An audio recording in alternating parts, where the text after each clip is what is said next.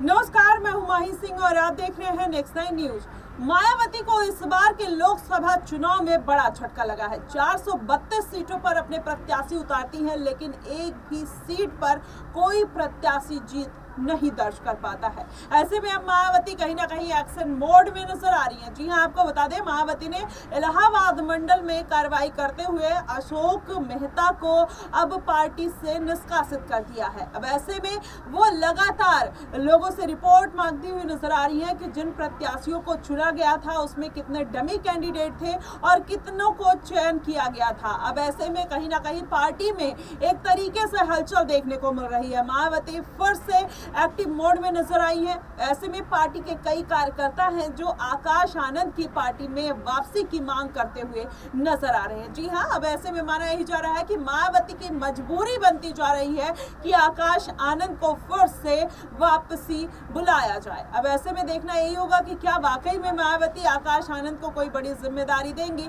क्योंकि अगर देखा जाए पूरा सिनेरियो तो कहीं ना कहीं मायावती अपने ही जाल में फंसते हुए नजर आई। 35 मुस्लिम कैंडिडेट को मैदान में उतार देती है और उसमें से एक भी प्रत्याशी मैदान में जीत नहीं दर्ज कर पाता। ऐसे में मायावती इस बात को लेकर कहीं ना कहीं आवाज उठाते हुए नजर आई, जिसके बाद अब वसीम वकार ने भी इसको लेकर बड़ा तंज कसा था। उन्होंने बोला था कि मायावती ने मुस्लिम कैंडिडेट को उतारा नहीं था, बल्कि उनको टिकट बेचा था। अब ऐसे में ये बात निकलकर सामने आई। वही दलित को दरकिनार करके मायावती ने कहीं ना कहीं इस बार बड़ी गलती की है। उन्होंने उनका जो पूरा फोकस था कहीं ना कहीं दलित वोट बैंक को छोड़कर मुस्लिम वोट बैंक की तरफ था, लेकिन इस बार मायावती को इन्हीं कुछ खामियों की वजह से बड़ा झटका लगा। एक तरफ वो आकाश आनंद को पार्टी से निकाल देती है, दूसरी तरफ कहीं ना कहीं दलित वोट बैंक भी मायावती के साथ जाता हुआ नहीं दिखाई देता है। तो ऐसे में मायावती चारों तरफ से फंसती हुई नजर आई।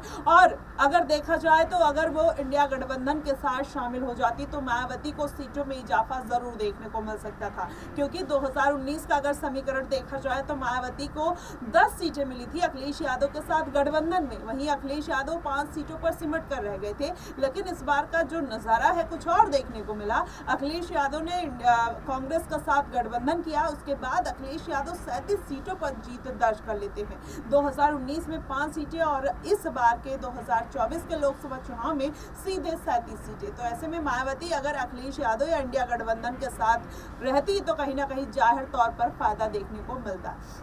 लेकिन अगर देखा जाए तो मायावती की जो पार्टी है उसकी एक सही रणनीति की जरूरत है। अब मायावती वो अभी से 2027 में विधानसभा के चुनाव होने वाले हैं, लेकिन मायावती ने अभी से अपनी पार्टी की रणनीतियां बनानी चालू कर दी है। लेकिन पार्टियों की रणनीति बनाने से पहले एक कमी जरूर पार्टी में महसूस होती है, वो है बीएसपी के उत्तराधिकारी की। आपको बता दें, अब ये अटकलें लगाई जा रही थी कुछ दिन पहले कि मायावती को चंद्रशेखर आजाद को अपना उत्तराधिकारी घोषित कर देना चाहिए, लेकिन आकाश आनंद के रहते ऐसी कोई बात बनती हुई नजर नहीं आती है कि चंद्रशेखर आजाद को फिर से एक बार पार्टी का कोई मेंबर बनाया जाए या उनको उत्तराधिकारी बनाया जाए। दलित चेहरों पर कहीं ना कहीं अगर दलित चेहरे के रूप में निकलकर कोई सामने आया है तो है चंद्रशेखर आजाद, और कहीं ना कहीं अगर आने वाले दिनों में ये चेहरा बड़ा बन जाता है तो ये मायावती के लिए ही गले की फांस बनते हुए नजर आएंगे। तो ऐसे में आकाश आनंद कभी नहीं चाहेंगे कि चंद्रशेखर आजाद को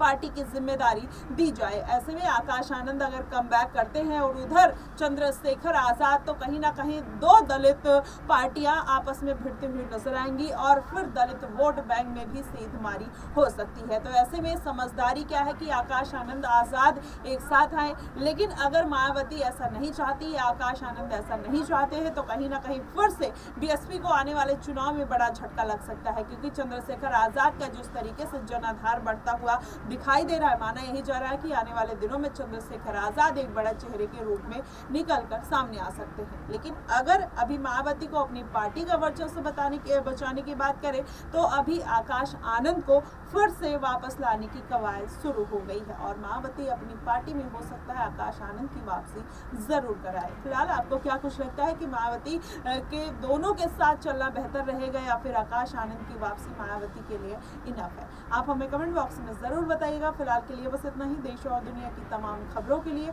हमारे साथ बने रहिएगा।